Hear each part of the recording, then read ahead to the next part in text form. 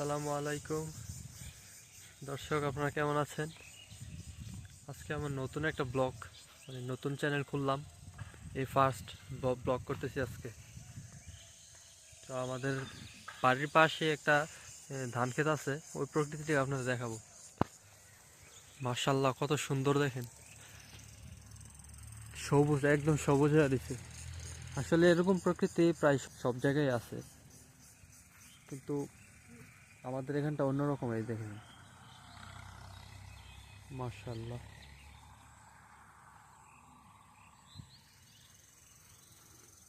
পাখির কিচিরমিচির, সবুজ ঘাস, ধান। ধান শুধু বাইর হইবে কদিন পরে। মাশাআল্লাহ, ওই যে দেখেন পাখি।